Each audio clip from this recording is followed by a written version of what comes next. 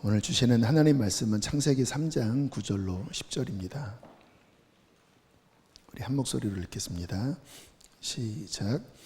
여호와 하나님이 아담을 부르시며 그에게 이르시되 내가 어디 있느냐? 이르되 내가 동산에서 하나님의 소리를 듣고 내가 벗었으므로 두려워하여 숨었나이다. 아멘. 오늘부터 글쎄요, 한 3달 정도 아마 이 흐름으로 진행될 것 같은데요. 어떤 영적인 시즌이 이제 설교에 있어서 우리 교회의 영적인 어떤 계절에 있어서 이제 오늘부터 바뀌는 시점이라고 말씀을 드립니다.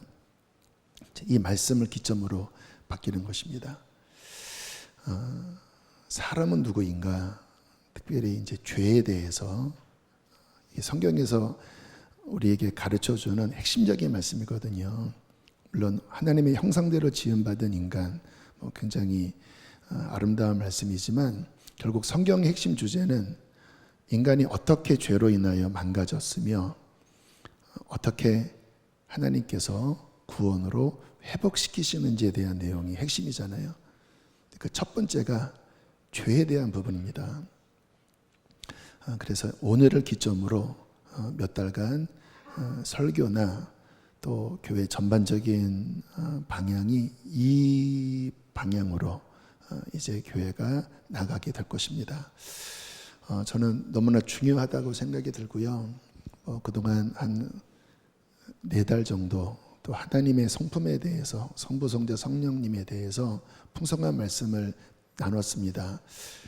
그러나 제가 목회를 하면서 느끼는 것은 결국 우리가 죄를 깨닫고 하나님 앞에 회개하고 하는 이 부분이 결여되면 아무리 성경 지식이 많이 쌓인다 할지라도 변화가 안 되더라고요. 근데 주님께서 오늘을 기점으로 다시 우리에게 이와 같은 회개의 바람, 또 주님 앞에 더 애통할 수 있는 그러한 바람을 불어주실 것입니다. 그래서 기대하는 마음으로 특별히 이제 복음의 다시 한번 핵심적인 내용으로 들어가게 되니까 여러분들이 주일 설교 한번 듣는 것으로 끝나시지 마시고요. 지금 오라드라고 하는 것을 하거든요. 목장 통해서 안내해 드릴게요. 말씀을 한 번 더 듣고 이제 직접 삶에 적용하면서 반응하는, 그래야 변화가 일어나잖아요. 그래서 오라드도 함께 하면서 또 목장에서 또 개인적으로 좀 몸부림치는 그때에 하나님께서 약속하신 3세대 부흥이 일어나게 될 것입니다. 사람은 누구인가? 성경은 인간이 죄인이라고 말씀하고 있습니다. 물론 하나님의 형상대로 지음 받았던 것은 맞습니다. 그러나 망가져 버린 거예요. 심각하게. 성경은 이것을 우리에게 아주 분명하게 말씀을 하고 계십니다. 로마서 3장 9절 한번 읽어보실까요? 시작.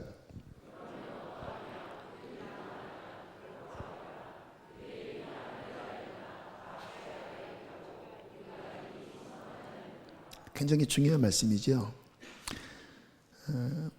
다 죄 아래에 있다고 우리가 이미 선언하였다. 유대인이나 헬라인이나, 이 유대인과 헬라인은 우리로 적용하면 교회 다니는 사람이나 다니지 않는 사람이나, 종교를 가진 사람이나 갖지 않는 사람이나, 사회적으로 죄가 없다고 여기는 사람이나 아니면 사회법으로 유죄를 선고받아 감옥에 있는 사람이나 상관없이, 따라해 볼까요? 우리가 다 죄 아래에 있다. 이게 성경의 선언입니다. 어떤 분들은 좀 마음에 와닿지 않는 분도 계실 거예요. 또 그냥 지식적으로만 알지 뭔가 깊이 깨닫지 못하는 분들도 많이 있을 것입니다. 근데 굉장히 중요한 우리 이야기입니다. 로마서 3장 23절 함께 읽어보실까요? 시작.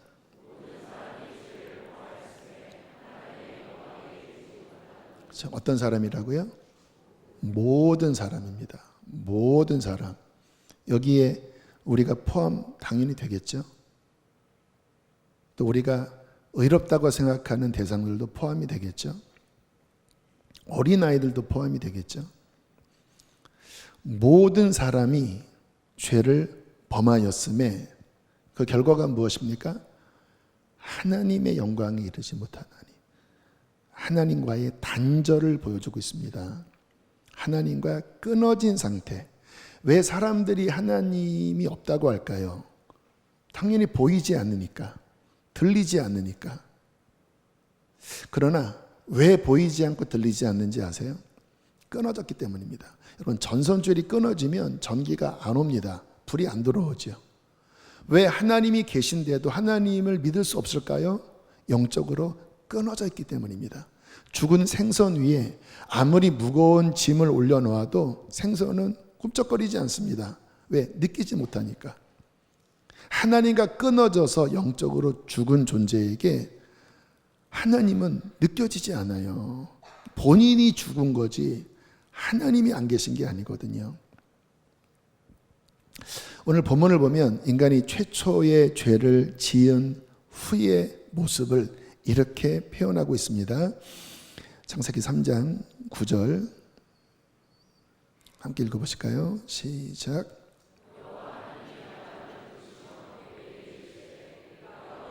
네, 됐습니다. 내가 어디 있느냐? 하나님이 모르셔서 질문하는 거 아니시겠죠? 왜 내가 어디 있느냐라고 말씀하실까요? 떠난 겁니다. 몸은 지금 나무 뒤에 숨어 있을지 모르지만 하나님 보시기에 떠난 거예요. 너 어디 있니? 안타까운 마음으로 하나님을 벗어나 버린 그 사람이 마음이 중요하잖아요. 마음이 떠나면 떠난 거잖아요. 마음이 하나님을 떠나버린 겁니다. 아담아, 내가 어디 있느냐? 왜 나를 떠났느냐? 자, 10절 시작.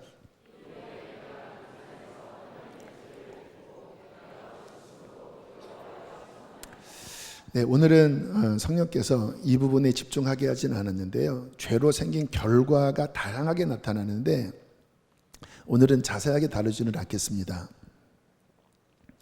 아무튼 변화가 일어났습니다. 하나님이 무서워졌습니다. 그리고 거북스러워졌어요. 우리도 뭔가 잘못하면 뭔가 이렇게 거리껴지잖아요. 얼굴도 잘 못 쳐다보고 뭔가 마음이 불편해지잖아요. 그것은 마음에서 밀어내게 되는 상황이라는 겁니다. 근데 지금 아담의 마음이 그렇게 된 거예요. 하나님이 불편해진 겁니다. 하나님이 거북스러워진 거예요. 심각한 문제죠. 왜일까요? 마음의 변화가 일어났습니다. 하나님이 더 이상 주인으로 모시고 싶지 않은 거예요. 하나님을 사랑하고 싶지 않은 거예요. 무엇이? 죄가 그 마음이 들어와서 마음을 틀어버렸습니다. 그러니까 하나님 앞에 서는 것이 불편하고 무섭고 뭔가 부끄럽고, 근데 부끄러운데 회개는 되지 않고, 그러니까 나무 뒤에 숨어서 막 어쩔 줄 몰라 하는 그 모습을 우리에게 지금 보여주고 있죠. 가장 큰 문제는 뭔지 아십니까? 하나님과 끊어져 버린 것입니다. 마음에서. 원래 인간은 하나님과 연결되면서 움직이게 됐거든요. 그게 이제 생기를 불어넣으신 건데 이게 영적인 연결이잖아요. 근데 이게 끊어져 버리니까 하나님과 단절된 상태에서 영적인 사망이 찾아온 겁니다. 그러면서 뭐가 일어나는지 아세요? 마음이 부패해져 버린 거예요. 제가 어릴 때 초등학교 한 4학년 때 바보 같은 짓을 한번 했습니다. 2학년 때군요. 우유가 상했습니다. 보니까 막 이렇게 몽글몽글 뭐가 뭉쳐져 있더라고요. 그래서 제가 다시 냉장고에 넣어서 1시간 뒤에 다시 꺼내서 먹어봤는데 회복이 안 되더라고요. 그래서 또 넣습니다. 그러니까 저는 상한 우유가 다시 차가워지면 다시 원래대로 돌아간다고 생각했던 거예요. 한번 부패해진 우유는 돌아갈 수 없죠. 상해버렸으니까. 화학적 변화가 일어난 거죠. 우리의 마음이 그렇게 됐다라는 거예요. 하나님과 끊어지고, 그리고 인간의 마음 안에 이전과는 다른 하나님의 형상이라고 하는 거룩한 하나님의 품성과는 다른 그 내면의 변화가 아담 안에 일어났고, 그리고 안타까운 사실은, 애석한 사실은 이 변화된 타락한 부패된 마음이 모든 사람에게 계속 이어져 내려오는 현상이 발생됐다라는 거예요. 억울하기도 합니다. 내가 죄진 건 아닌데. 근데 모르겠어요. 나중에 제가 하나님 앞에 가면 구체적으로 여쭙겠지만, 그러나 아무튼 결론적으로는 그 부패해버린, 하나님과 끊어진 그 마음 상태가 모든 사람에게 퍼져버리면서 모든 사람이 범죄하였으므로 하나님의 영광에 이르지 못한다고 하는 이와 같은 서글픈 선언이 모든 인간에게 내려진 것입니다. 이 마음의 변화, 부정적인 변화죠. 마음이 부패한 이 현상을 사도 바울이 자신의 경험으로 이렇게 고백을 하고 있습니다. 로마서 7장 18절로 19절을 먼저 보실까요? 함께 읽겠습니다. 시작.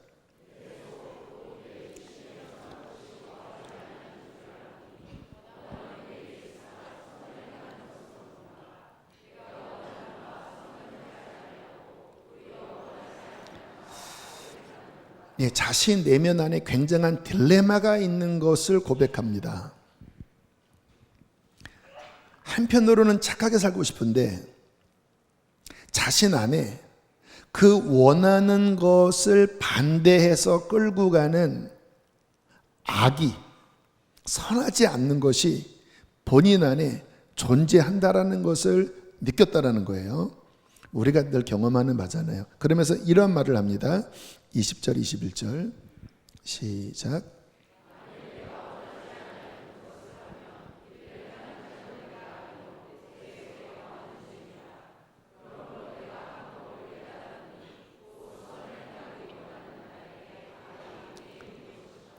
자, 바울이 자신 안에 죄의 실체가 있는 것을 느낀 거예요. 완전히 하나님을 싫어하는 건 아닙니다. 하나님의 법을 즐거워한다고 하잖아요. 그런데 더 깊은 곳 안에 죄라는 것이 살고 있는데 그것이 내 속에서 나를 지배하고 있다는 거예요. 자, 22절로 24절입니다. 함께 읽겠습니다. 시작.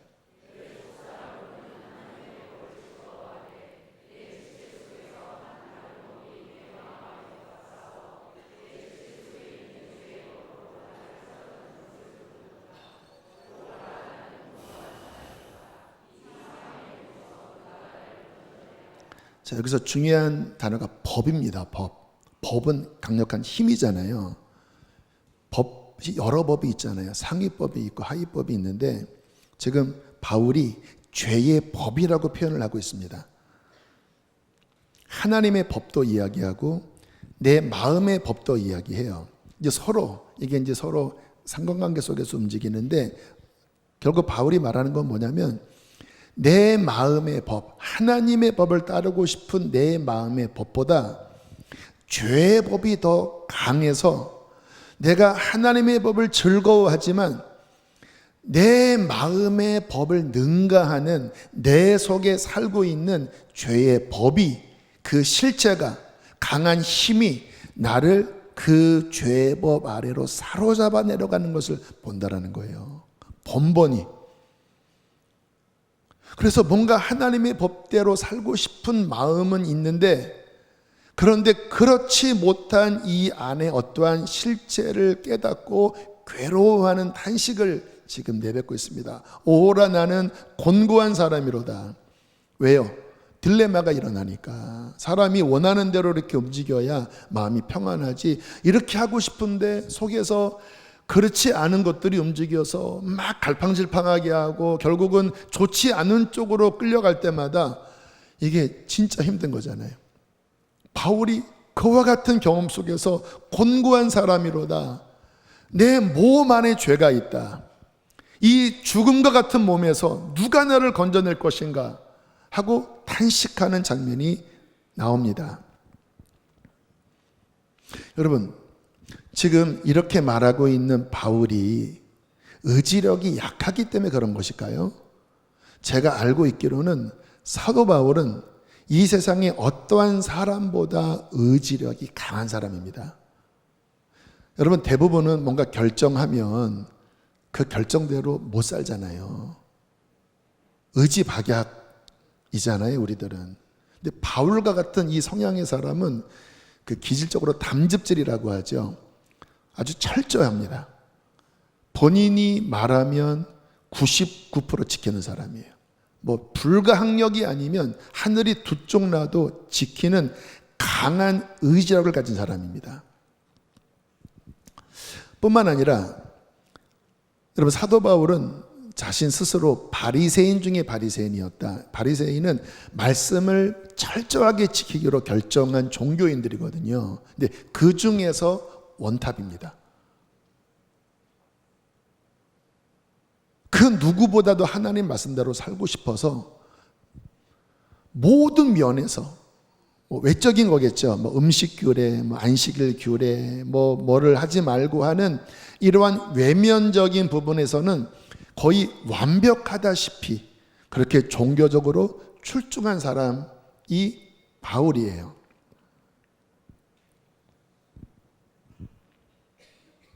그래서 겉으로는 아마 율법에 있어서 문제없이 살았을 겁니다. 본인도 그렇게 이야기했거든요. 내가 겉으로는 율법에 있어서 흠이 없는 사람이다.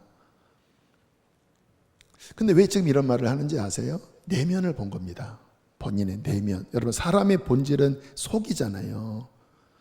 근데 겉으로는 그렇게 하는데 이 내면 안에 본인이 말하고 그렇게 살고 있는, 또 살고 싶은 것과는 정반대의 어떠한 하나님을 대적하는, 반항하는 어떠한 힘이 속에서 꿈틀꿈틀대는데, 꿈틀대는 정도가 아니라 월등히 나를 능가하는 힘으로 이 안에서 하나님을 대적하는 마음이 있는 것을 느끼는 거예요.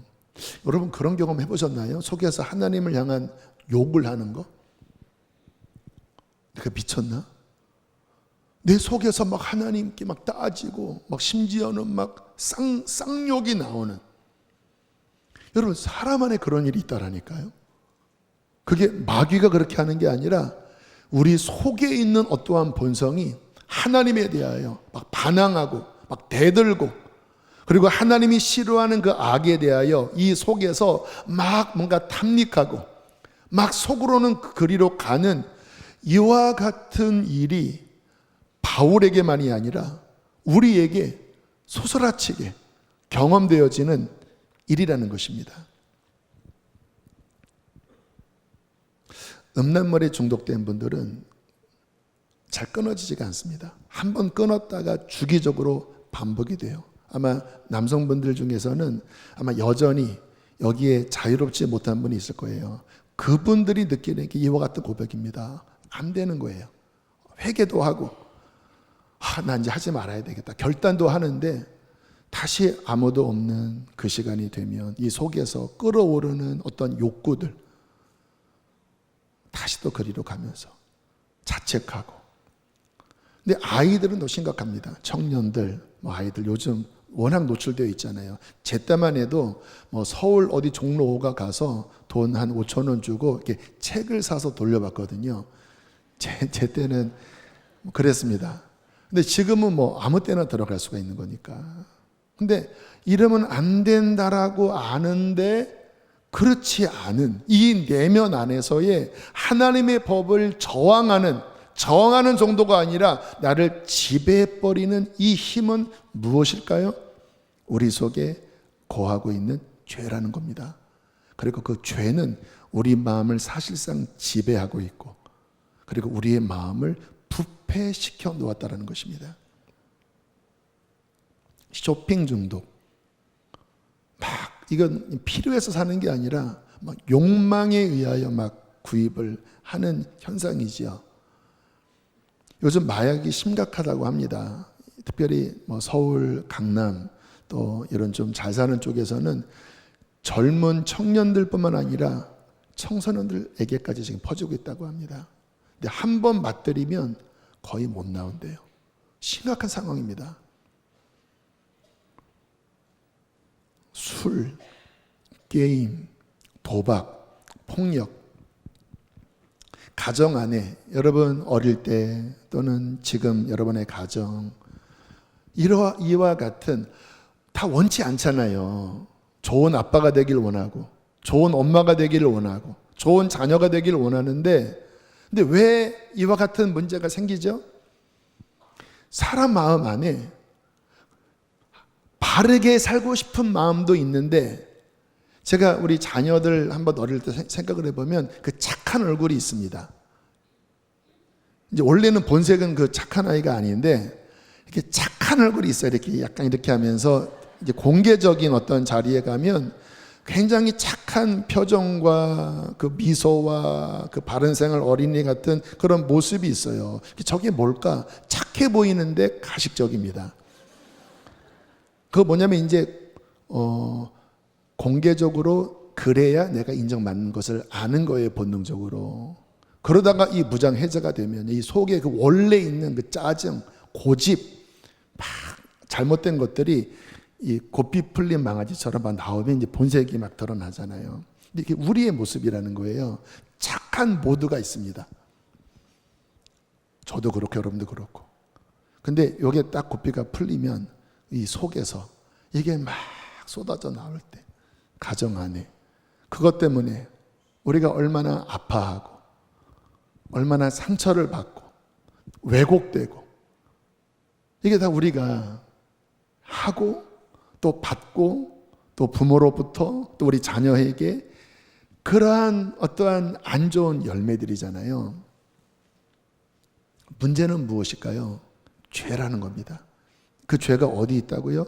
마음 안에 있다라는 겁니다. 그것이 우리를 부패시켜서 다시 한번 7장 21절 읽어보실까요? 시작.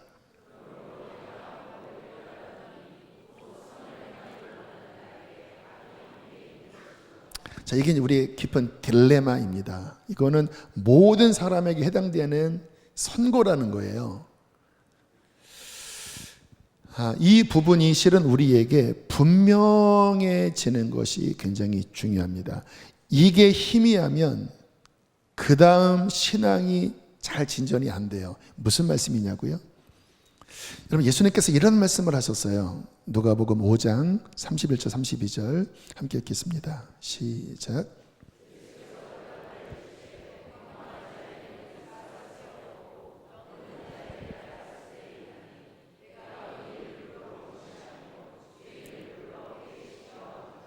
참 주님의 이 비유는 적절합니다. 왜 병원에 가지요? 아프니까. 아픈 사람에게 의사가 필요한 거예요. 여러분 예수님이 누구에게 필요한지 아십니까? 건강한 사람이 아닙니다. 아프다고 자각한 사람. 주님께서 말씀하시기를 내가 의인을 부르러 온 것이 아니라 나는 죄인을 불러 회개시키러 왔다.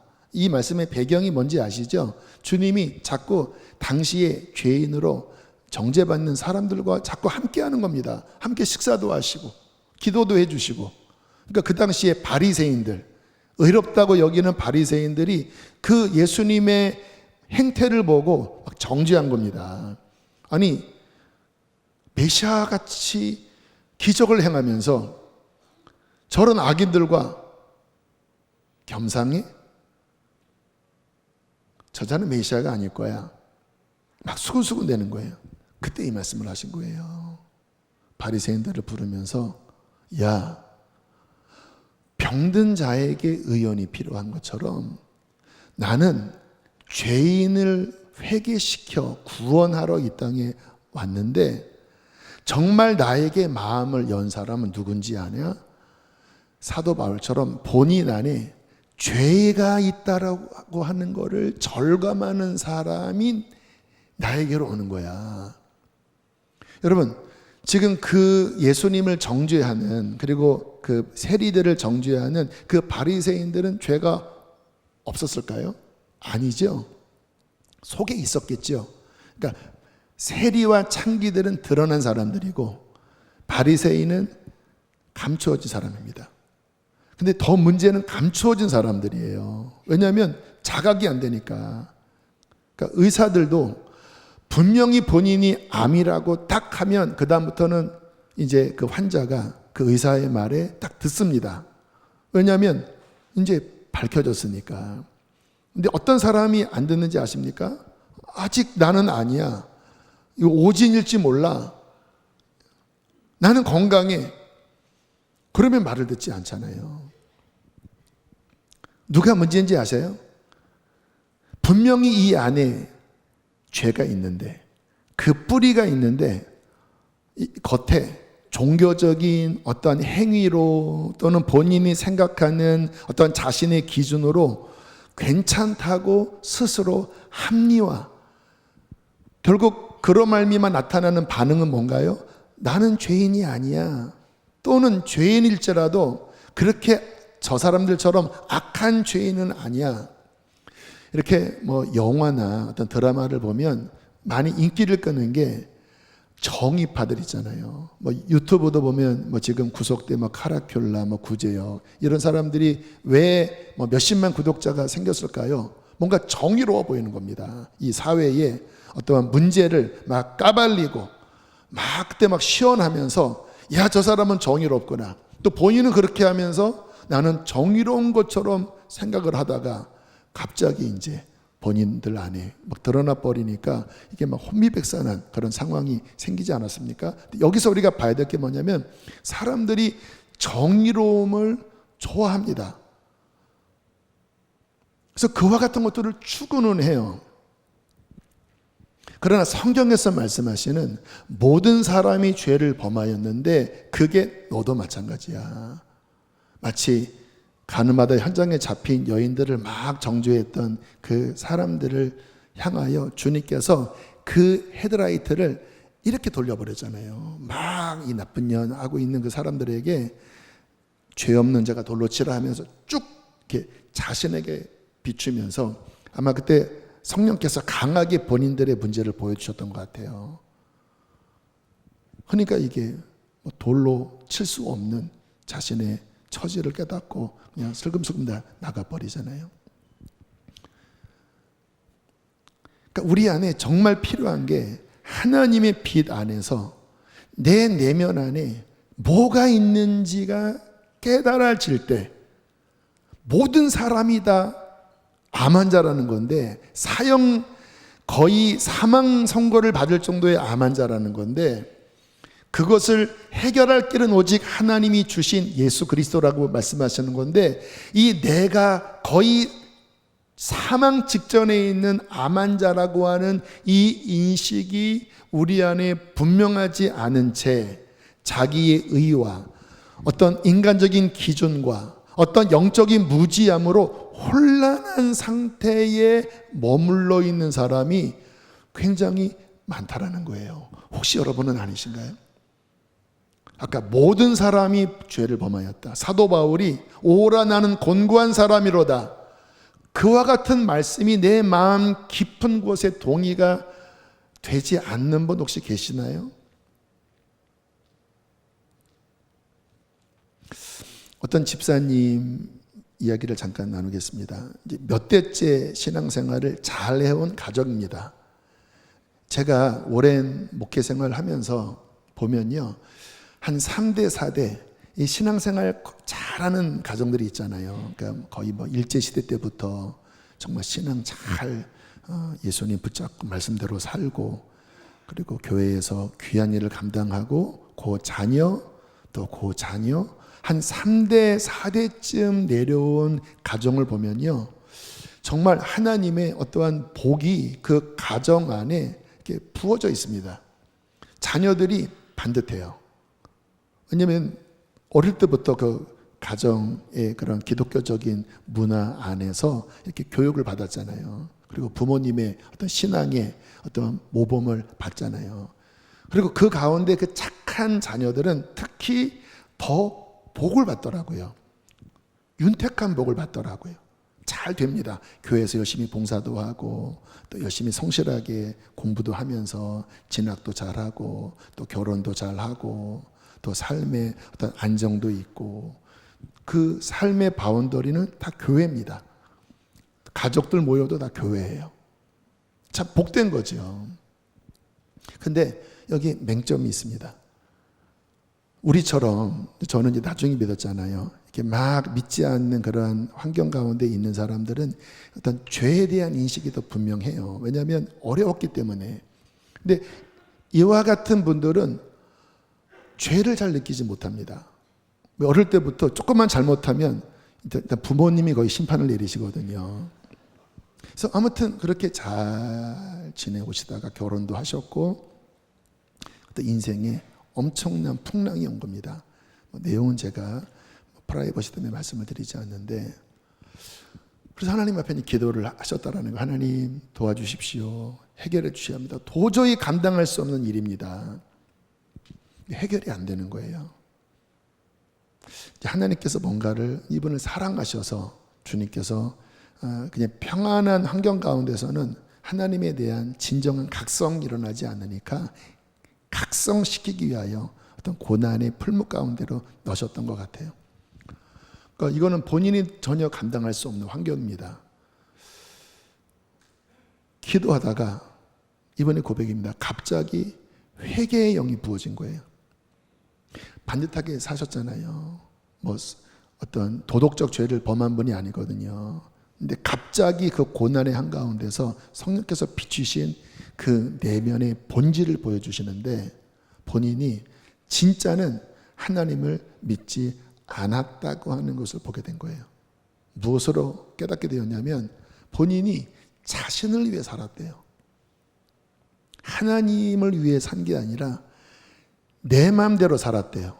근데 바운더리가 교회 아니었기 때문에 또 도덕적인 환경 안에 있었기 때문에 죄를 사회적인 죄는 짓지는 않았지만 그러나 아담이 졌던 그 죄의 근본은 자기가 주인 되는 거거든요. 하나님 밀어내 버리는 거거든요. 근데 그 마음이 본인 안에 있다라는 것을 소스라치게 깨달은 겁니다. 내가 믿지 않고 있었구나. 내 마음대로 살았구나. 내가 주인이었구나. 그리고 회개가 터지는데 본인이 지옥 갈 사람이라고 하는 것을 깨닫고 회개한 거예요. 3, 4대 크리스찬 가정입니다. 반듯하게 살았습니다. 도덕적 문제가 없습니다.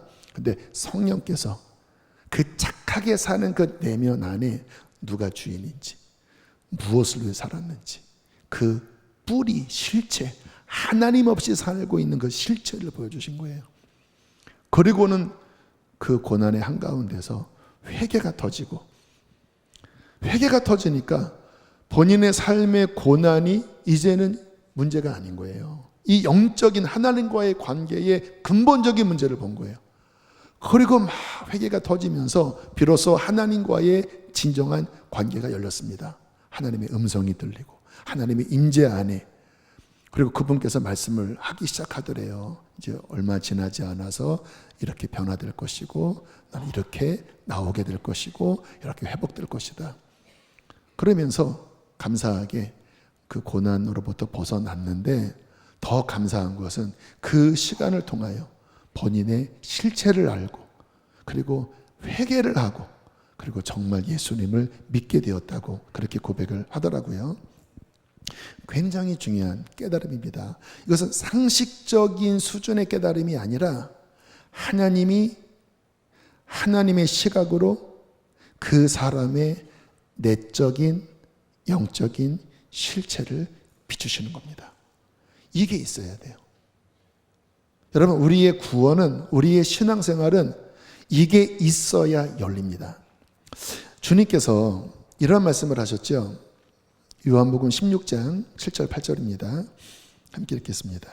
시작.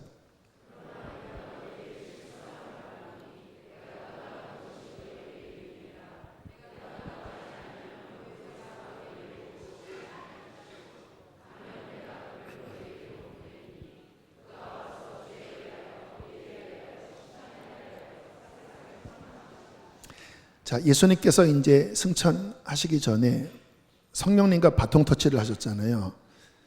그분이 어떤 일을 하실 것인지에 대한 말씀을 하실 때 보혜사다. 보혜사는 돕는다라는 뜻이죠. 근데 그가 어떤 일을 하시냐? 죄에 대하여, 의에 대하여, 심판에 대하여 세상을 책망하는 일을 할 것이다. 무엇이 죄인지, 무엇이 의인지, 무엇이 심판인지 성령께서 오셔서 사람을 깨우치는 일을 하실 것이다. 여러분, 성령이 오셔서 하시는 첫 번째 일은 죄에 대하여, 의에 대하여, 심판에 대하여 이전에 내가 알 수 없었던 하나님의 관점으로 내 마음을 비추시는 겁니다. 그때 각성이 일어나요. 그 집사님처럼. 무엇이 죄인가요?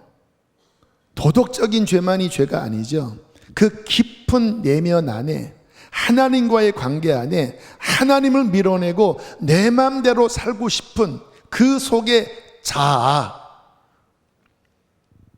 우리 모두에게 있는, 어떨 때는 착하고 선한 것처럼 보이지만 정작 그 뿌리는, 그 지향성은 하나님을 대항하고 내 맘대로 내 성을, 내 탑을 쌓고, 내 바벨탑을 쌓고 내 맘대로 살고 싶은 하나님의 법에 결코 불복하지 않으려고 하는 그 실체를 성령께서 보여주신다는 거예요. 죄에 대하여. 무엇이 의일까요? 여러분, 알량한, 자신이 착하게 살고 성실하게 살고 그 알량한, 하나님 앞에 결코 올려드릴 수 없는 그 의는 진정한 의가 아닙니다. 성경은 누더기라고 말씀합니다. 그냥 다 헐어버린, 본인이 그냥 착각해서 이 정도 살았으면 괜찮지, 하나님의 눈앞에는 누더기라는 거예요. 더럽고. 왜요? 그 동기 자체가 이미 부패된 거잖아요. 무엇이 의일까요? 뿌리부터 부패한, 하나님을 반역한 그 죄가 오직 예수 그리스도의 보배로운 피를 통하여 씻겨지고 주님이 주시는 그 은총으로 우리의 내면이 변화되는 이 하나님이 주시는 의가 아니면 우리는 결코 의로워질 수 없는 것입니다. 성령께서 의에 대하여, 심판은 다음에 기회가 되면 말씀을 드리겠습니다. 성령께서 이러한 깨달음을 주신다는 거예요. 이것을 다른 말로 회개의 영입니다. 따라해 보실까요? 회개의 영. 여러분, 이 회개의 영, 성령께서 오셔서 그 속을 비추시면서 내가 깨달을 수 없는 근원적인, 본질적인 그 죄가 깨달아지고 내가 회개할 수 없는, 영적으로 죽어버렸기 때문에 스스로 온전한 회개가 안 되거든요. 근데 성령이 오시면 그 성령께서 우리 안에서 보혜사로 도우셔서 회개할 수 있도록, 애통하며 회개할 수 있도록 도와주시는 이 회개의 영이 부어주실 때 비로소 진정한 영적 변화가 일어나게 됩니다.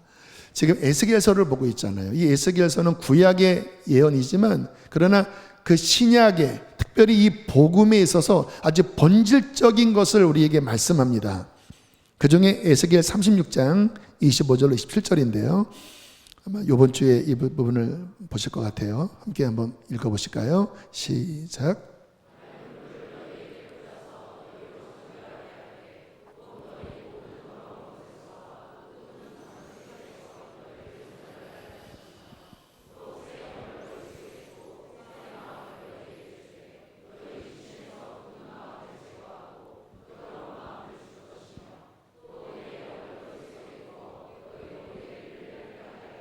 자, 이 말씀 잠깐 놔두세요. 여러분, 이게 이루어지는 게 구원 사건입니다. 이게 우리 안에 일어나는 게 참된 신앙생활이에요. 맑은 물을 너에게 뿌려 정결하게 하여 모든 더러운 것에서, 우상 숭배에서 정결하게 하여 새 영, 하나님의 영, 그 영적으로 부패하고 죽어버린 이것은 이게 갱생이 안 되거든요. 오직 위에서부터 성령, 새 영을 우리 안에 부어주신다는 것입니다. 그리고 새 마음, 하나님이 부으시는 새 마음을 우리에게 주면서 그 육신에서 굳어있는 완악한 완고한 자기의 의와 죄에 사로잡혀 있는 그 굳어있는 것들을 제거해 버리시고 우리 안에 하나님 주시는 새 마음, 새 영, 부드러운 마음을 줄 것이며 또 내 영을 너희 속에 두어 내 율례를 행하게 하리니 너희가 내 규례를 지켜 행할지라. 내면 안에서의 변화, 새로운 마음, 부드러운 마음. 여러분, 너무 굳어 있으면 굳어 있는 것조차 느낄 수 없습니다. 근데 성령이 임하시잖아요. 그러면 내 마음이 너무나 완고하구나, 너무나 딱딱하구나, 하나님께 막 반항적이구나, 이게 느껴지는 거예요.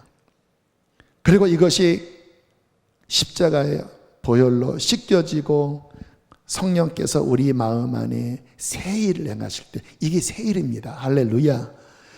새 일을 행하실 때 새 마음이 부어지고 새 영이 부어지고 부드러운 마음이 우리 안에 일어나고 비로소 우리 안에 하나님을 사랑하고 섬길 수 있는 원래 하나님의 형상이 회복되는 것이 구원이고 신앙생활입니다.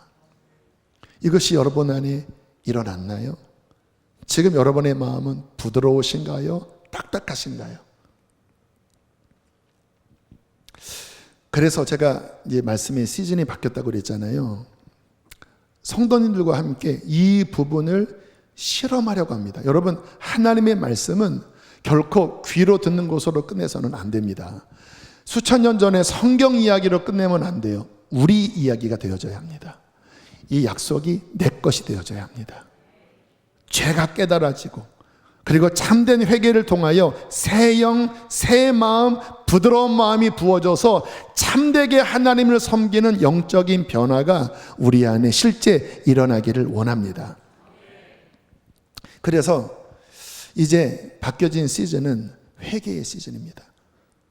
하나님 앞에 한번 실험해 보세요. 온 마음 다해서 하나님, 회개를 부어주십시오. 속에서 반문할 거예요. 도대체 뭐를 회개해야 돼? 그러나 신앙생활은 진리에 반응하는 거거든요. 따라해 볼까요? 신앙은 진리에 반응하는 것이다. 내 감정과 내 인식이 그 진리에 미치지 못한다 할지라도 그렇게 말씀하셨다고 하면 거기에 반응을 하는 게 신앙생활이거든요. 하나님, 회개형을 부어주십시오. 내가 이번 들은 말씀에 성령께서 오시면 내가 알 수 없는 죄에 대하여, 의에 대하여 성령께서 책망하시고 깨닫게 하신다고 했는데, 그리고 어떤 집사님이 그렇게 성령의 깨달음으로 변화됐다고 하는데, 하나님, 나에게도 그것을 주십시오. 자, 그러면서 뭐를 해야 되냐면, 지금 우리가 오병이어 선지서를 보고 있잖아요. 이제 에스겔, 그리고 다니엘, 아모스, 요엘. 근데 감사한 게 다 선지서는 통렬하게 죄에 대한 강력한 경고거든요. 여러분들이 이와 같은 말씀을 보실 때 어떻게 하셔야 되냐면 두 가지입니다. 하나님, 내가 하나님의 말씀대로 살기를 원합니다. 결정하셔야 합니다. 뭐 어떻게 이렇게 살아? 그러면 답이 없어요. 하나님 말씀대로 살기를 원합니다.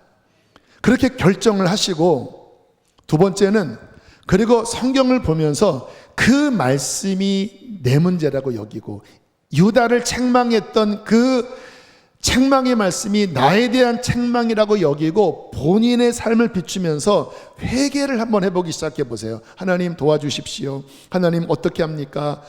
그러면 처음에는 이게 굳어 있기 때문에 이게 뭔가 깊이 와닿지 않을 거예요. 회개가 그냥 입 발린 회개, 진정으로 마음에서 일어나지 않는 회개 정도로 처음에는 그렇게 흘러갈 겁니다. 무슨 상황인지 아세요? 여기가 너무 굳어져 있는 거예요. 너무 부패되어 있는 거예요. 자, 그런데 회개형을 구하고 하나님의 뜻대로 살기로 결정하고, 그리고 성경을 보면서 내 삶을 비추면서 움직이기 시작할 때 성령님은 그와 같은 마음 가운데 역사하시기 시작합니다. 여러분, 이게 바로 성령의 역사예요. 성경을 보면 어떤 말씀이 나오냐면 너희가 스스로 낮추어 스스로 겸비하여 내 얼굴을 찾으면 뭐예요? 이미 하나님께서 말씀하신 거기에 무감각하게 지내다가 어느 날 이게 아니지, 말씀을 들으면서 이렇게 살아야지 하고 보기 시작하면 점점 자신을 낮추고 하나님 뜻대로 살려고 하는 그 겸비한 마음 속에 하나님께서는 그의 영을 부어주기 시작합니다. 그럼 어떤 현상이 벌어지는지 아세요? 마음이 괴로워지기 시작합니다. 그전에는 그냥 지나치는 문제예요. 내 말 한마디, 내 속에 들어가 움직이는 더러운 생각들, 그전에는 그냥 당연한 거예요. 뭐 어떻게 그렇게 살아? 근데 말씀대로 살기를 원하고, 그리고 그 말씀 앞에 뭔가 회개하려고 하면 할수록 사도 바울처럼 그 속에 거하는 그 죄의 실체, 완고하고 나를 사로잡고 있고 나를 하나님과 끊어놓고 있는 그 실체가 점점 드러나기 시작합니다. 이게 은혜입니다. 그런 마음이 괴로워지잖아요. 여러분, 신앙생활에 있어서 하나님을 만나는 그 전제 조건의 감정 상태가 뭐냐면 괴로워하는 것입니다. 마태복음 5장 3절 4절입니다. 함께 읽겠습니다. 시작.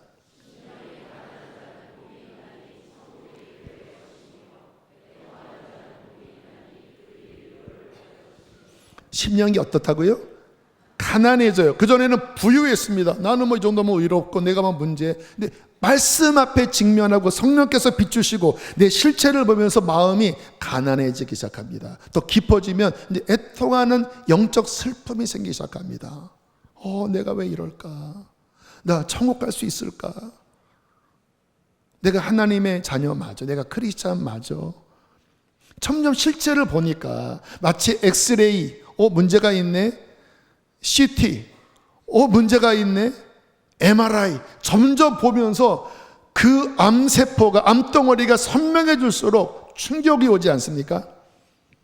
그렇게 말씀 앞에, 성령의 조명 앞에 우리의 마음을 낮추면서 하나님께 나아갈 때 성령께서 엑스레이로, CT로, MRI로 우리를 조명해 주실 때 우리가 어떻게 하나님을 떠나 있으며 어떻게 부패된 자임을 깊이 느낄 때 이 안에 애통하는 마음, 영적인 가난한 마음이 우리 안에 일어나는 것입니다.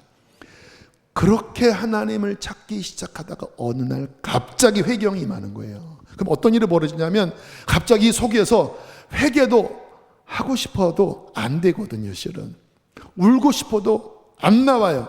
뭔가 꿈틀대지만 안 나와요.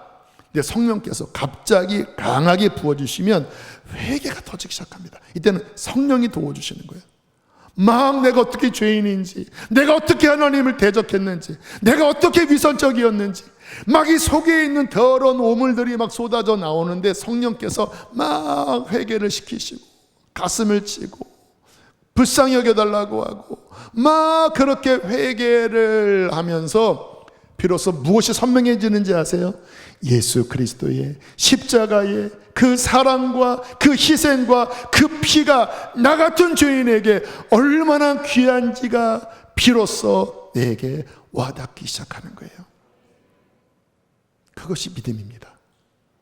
그런데 전제는 뭐예요? 깊이 죄에 대한 각성, 회개입니다. 그 회개와 절망 속에 예수 그리스도의 그 십자가와 그 희생이 나 같은 죄인을 어떻게 살리셨는지에 대한 믿음으로 받아들일 때 하나님의 은혜가 그의 죄를 사하고 그에게 용서를 주고 의의를 주고 그 마음을 새롭게 하는 구원의 선물을 그에게 허락해 주시는 것입니다. 그때 비로소 마음이 새롭게 되는 거예요.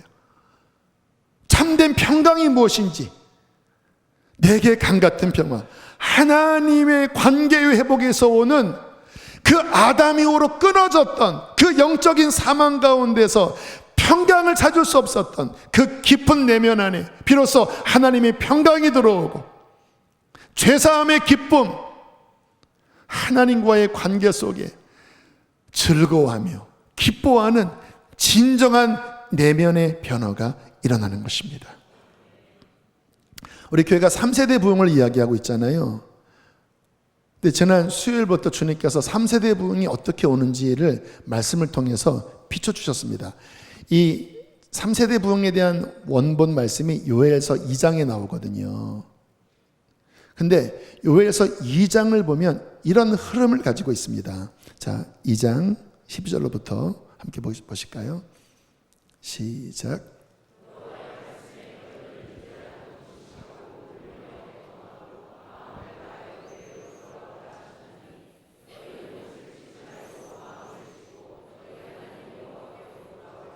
16절 17절.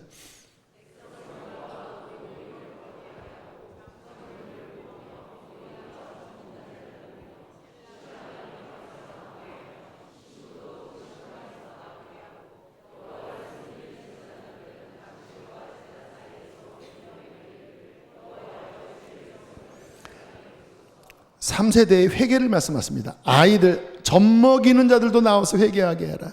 젊은 신랑과 신부도 나오게 해라. 장년들, 제사장들, 시니어들도 나와서 낭실과 제단대 사이에서 울면서 하나님 우리를 불쌍히 여겨주십시오. 금식하며 애통하며 하나님 마음을 찢어나갑니다. 그렇게 하게 해라. 18절 28절 시작.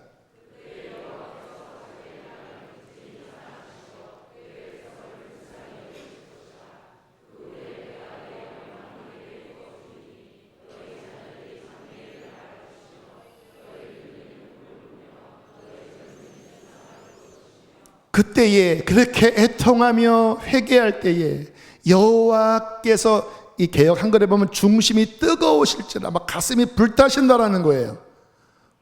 백성들이 회개하는 모습을 보고 가슴이 불타신다라는 거예요. 그리고 하나님은 긍휼이 많으셔서 그렇게 회개하는, 스스로 마음을 낮추는 곳에 하나님의 용서가 임할 때, 그 후에 내가 내 영을 만민에게 부어줄 것이니 너희의 자녀들이 예언할 것이요 너희 아비들이 꿈을 꾸고 너희 젊은이들은 이상 환상을 보아서 나의 놀라운 부흥 가운데로 내가 너희들을 살릴 것이다. 이게 3세대 부흥의 필요 조건입니다. 그래서 이게 한 번 말씀으로 되어지는 일이 아니잖아요. 그래서 9월, 10월, 11월, 12월 함께 여기에 집중하려고 합니다.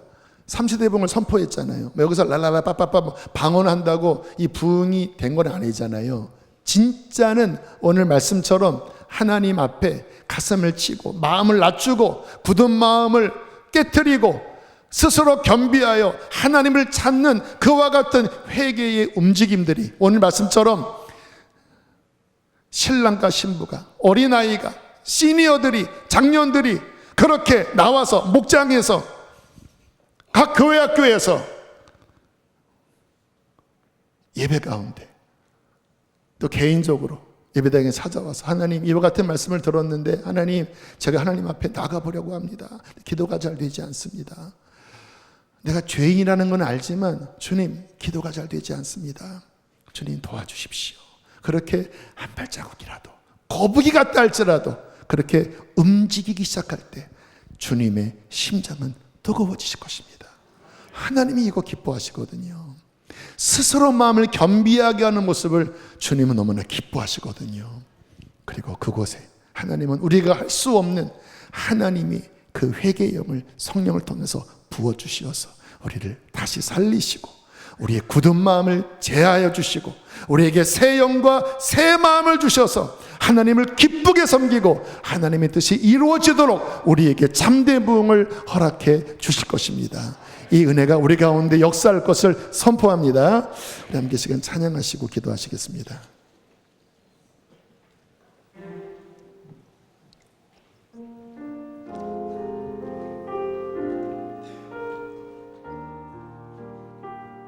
우리 마음을 낮춥시다.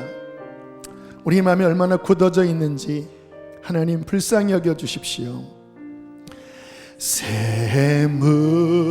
샘물과 같은 보혈은 주님의 피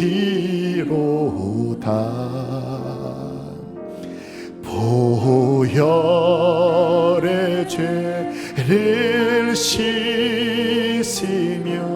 정하게 되겠네. 정하게 되겠네. 정하게 되겠네.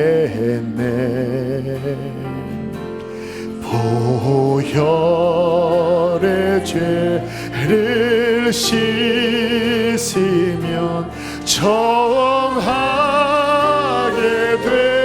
되겠네. 저도 저 회개하고서 저도 저 회개하고서 보혈에 씻었네. 저도 저 같은 이 몸도 죄 씻길 원하네. 죄 씻길 원하네. 죄 씻길 원하네. 저도 저 같은 이 몸도 죄 씻길, 우리 주님 앞에 한 번 더 간절하게 죄 씻길 원하네. 죄 씻길 원하네. 완고한 마음, 강팍한 마음, 내 맘대로 살고 싶은 모든 고집들 하나님 깨닫게 하여 주시고 깨트려 주십시오. 이 몸도 죄 씻길 원, 우리 마지막 한 번 더 죄 씻길 원하네. 죄 씻길 원하네. 죄 씻길 원하네. 저도 저 같은 우리의 굳은 마음 회개함을 부어달라고, 주여 우리 안에 진정한 회개를 부어달라고 우리 주여 두 번 부르시고 우리 함께 간절하게 기도하시겠습니다. 주여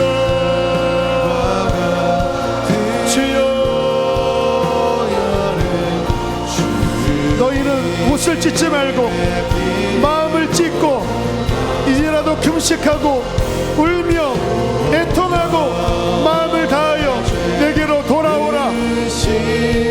어린이와 젖 먹는 자를 모으고 신랑을 그 방에서 나오게 하고 신부도 그 신방에서 나오게 하고, 여호와를 섬기는 제사장들은 낭실과 제단 사이에서 울며 이르기를 여호와여 주의 백성을 불쌍히 여기소서. 그때에 여호와께서 자기의 땅을 극진히 사랑하시어 그의 백성을 불쌍히 여기실 것이라. 그 후에 내가 내 영을 만민에게 부어주리니 너희 자녀들은 예언할 것이요 너희의 젊은이들은 환상을 보고 너희 아비들은 꿈을 꾸리라. 주여 굳은 마음을 깨뜨려라. 굳은 마음을 깨뜨려라. 주여 주여 주여 주여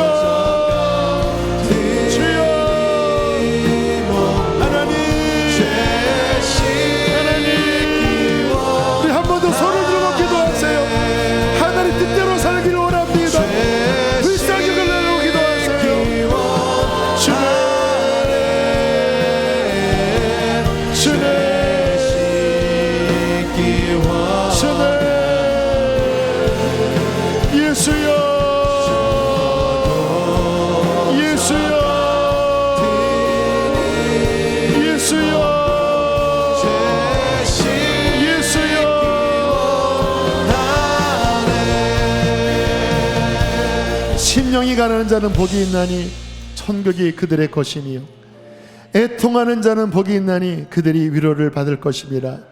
하나님, 우리에게 회개의 영을 부어주십시오. 이미 하나님을 만난 우리들도 온 시간이 흐르며 우리 마음이 돌처럼 굳어졌습니다. 죄에 대한 감각을 잃어버렸습니다. 하나님, 다시 회개하기를 원합니다. 우리를 불쌍히 여겨주시고 우리에게 주의 영을 부으사 우리 안에 굳은 마음을 제하여 주시고 우리에게 새 영을 부어주시고 새 마음을 부어주시어 하나님을 기쁨으로 섬기게 하여 주시옵소서.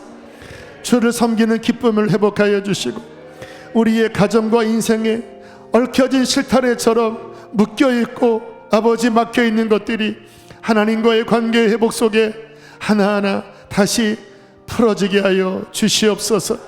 주님, 수지선한 목자교회의 회개를 선포합니다. 아버지, 연말까지 아버지 말씀 앞에 우리가 전심으로 반응을 보이기를 원합니다.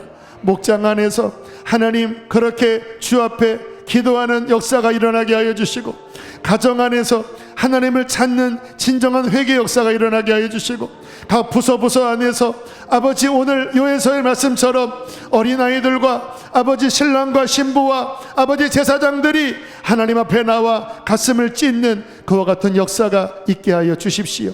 그때에 주님의 중심이 뜨거워지셔서 우리에게 약속하신 그 놀라운 부흥을 우리에게 부어주실 것을 믿습니다. 하나님 찬양합니다. 우리에게 새로운 길로 이끄시는 주님을 찬양합니다. 귀한 예물 올려드립니다. 기쁘게 받아 주시옵소서. 이제는 우리를 죄에서 건지신 예수 그리스도 구원의 은혜와 아들까지 내어주신 하나님 아버지의 크신 사랑과 우리 안에 보혜사로 오셔서 우리를 책망하시고 우리를 의의 길로 참된 구원의 길로 이끄시는 성령님의 교통하심이 우리 교회 가운데 사랑하는 성도들 가운데 함께 하시기를 축원하옵나이다. 아멘.